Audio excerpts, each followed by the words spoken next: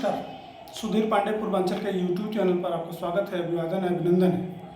बात करेंगे आज पूरा बिहार हाई अलर्ट पर है।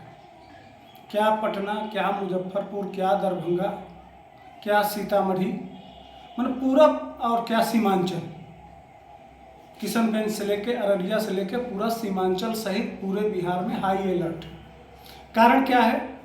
इसलिए कि कल शाम को CAA का नोटिफिकेशन जारी हुआ, यानी बांग्लादेश, अफगानिस्तान और पाकिस्तान से जो हिंदू किसी मजबूरी में 2014 से पहले आए यहाँ, जिनके पास नागरिकता नहीं है, उनको नागरिकता देने का कानून नोटिफाई हो गया है। अब वह राष्ट्रपति से कानून बन जाएगा। उसके बाद से एक पोर्टल होगा और पोर्टल पे सब लोग अपना जो भी डॉक्यूमेंट होगा वो डॉक्यूमेंट जमा कर देंगे जो वहाँ से आए हैं। इस आधार पर उनको भारत की नागरिकता मिल जाएगी। यही कानून था। वैसे कानून तो संसद से पास हुआ 2019 में, लेकिन आपने देखा होगा कि किस तरह से शाहीन बाग दिल्ली में CAA के नाम पे किस तरह से प्रोटेस्ट किया गया। वैसे तो मोदी हिटलर है, तानाशाह करते हैं सारे लोग, लालू यादव से लेके सारे लोग।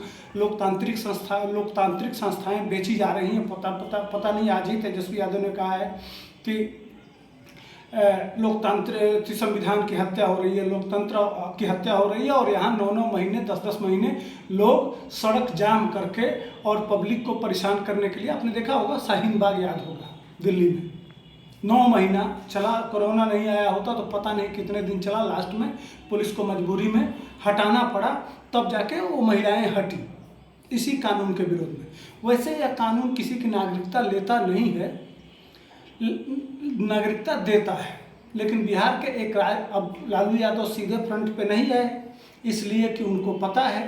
तेजस्वी यादव फ्रंट पे नहीं आए, उनको पता है। तो आया कौन? तो अब्दुल बारी सिद्दीकी सामने आते हैं। अब्दुल बारी सिद्दीकी आते हैं और कहते हैं मुसलमानों के साथ इस देश में अत्याचार होता है। अब पता नहीं वह किस तरह से देखते हैं, इसलिए कि इस देश में सिर्फ मुसलमान ही अल्पसंख्यक है। बाकी 2% बौद्धिस्ट हैं, वो अल्पसंख्यक नहीं हैं। माइनस में हैं जैन, वह अल्पसंख्यक नहीं हैं।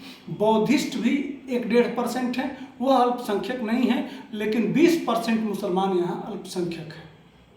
सोचिए, लेकिन यहाँ के अल्पसंख्यक यहाँ के हिंदुओं से उत्पीड़ित होकर एक पाकिस्तान नहीं गया, लेकिन लाखों पाकिस्तान से उत्पीड़ित लोग भाग के भारत में शरण ले गए।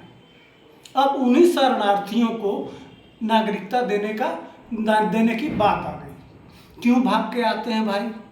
जैसे मान लीजिए देश आज़ाद हुआ था, देश का बंटवारा धर्म के आधार पर हुआ था। मुसलमानों ने कहा कि जो मुसलमान के अलावा जो बाकी है, चाहे वह कोई हो, चाहे बौद्ध हो, सिख हो, ईसाई हो, हिंदू हो, ये सब नापाक है। इसी आधार पर भारत का बंटवारा हुआ कि हम नापाक लोगों के साथ नहीं रह सकते। एक देश ले लिया गया। जब वहाँ भी 24% पाकिस्तान में हिंदू बच गए तो उनके साथ इस तरह से भेदभाव किया जाने लगा, चूँकि उनका मजहबी उस तरह से घृणा कर, जब नापाक है, यानी कि जिस तरह से उनका एक विशेष जानवर है, उनके साथ इस तरह का व्यवहार होने लगा। इसके साथ साथ 6-6 साल की बच्चियों को, यह पब्लिक डोमेन में है, आप गूगल सर्च करके पता कर सकते हैं, हर साल आए दिन इस तरह की घटनाएं घटती रहती हैं। और हम भी दिल्ली में तमाम वीडियो जिस पे बनाए हैं, हमारे मोबाइल पर कई सारे वीडियो हैं। मैं पाकिस्तान से आए हुए हिंदुओं से जाके पूछा था उनकी दर्द, उनकी महिलाओं से पूछा था, बच्चियों से पूछा था, तो बताइए कि छोटी छोटी बच्चियों को उठा ले जाते हैं और ले जाके 60 साल के बुजुर्ग से शादी कर लेते हैं। अब हम कैसे रहें?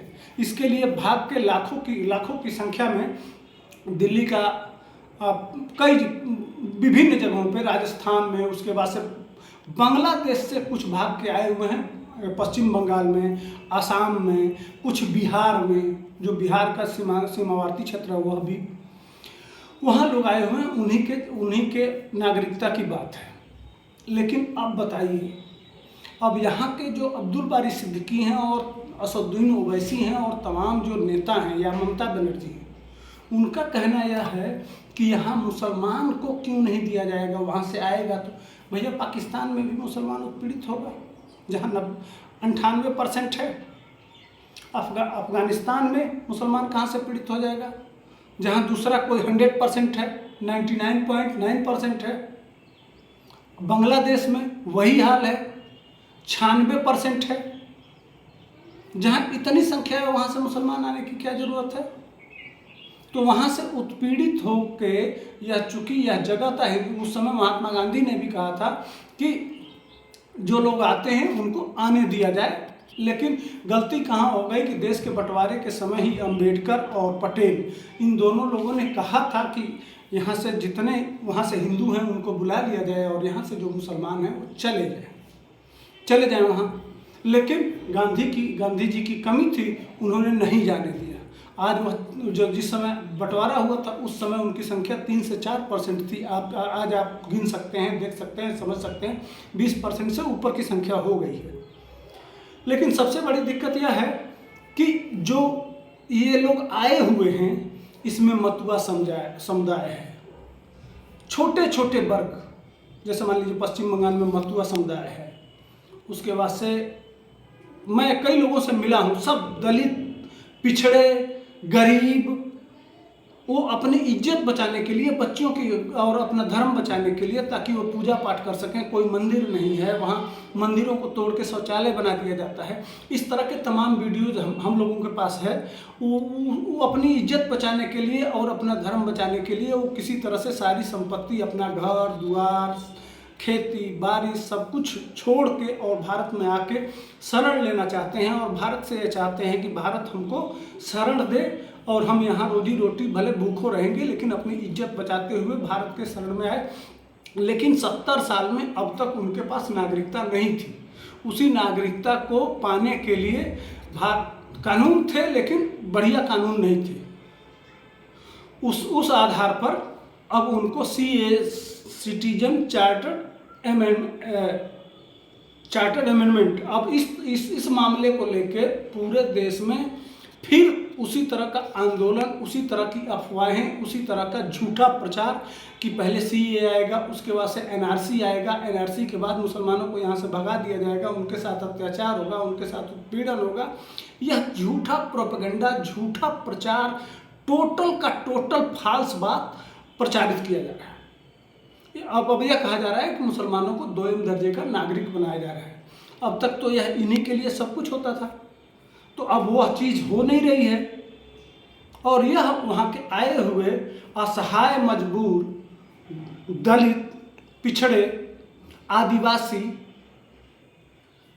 भारत में आए हैं, उन्हीं को दिया जा रहा है नागरिकता। लेकिन असली मकसद तो इनका, जो लोग विरोध कर रहे हैं, इनका मकसद है कि मुसलमान आएँ, यहाँ 4-4 शादी करें, 40-40 बच्चे पैदा करें और आबादी बढ़ाएं और फिर लोकतंत्र में वोट की पावर के आधार पे अपनी सत्ता कायम करें और फिर उनका अधिकार हो। मिशन यह था। इस मिशन पे जो कुठाराघात हुआ है वही दर्द है जो धुएं में, स्थान विशेष से धुएं के रूप में निकल रहे हैं। तो ये मेरा विश्लेषण कैसा था? वीडियो को लाइक, शेयर और सब्सक्राइब करिए।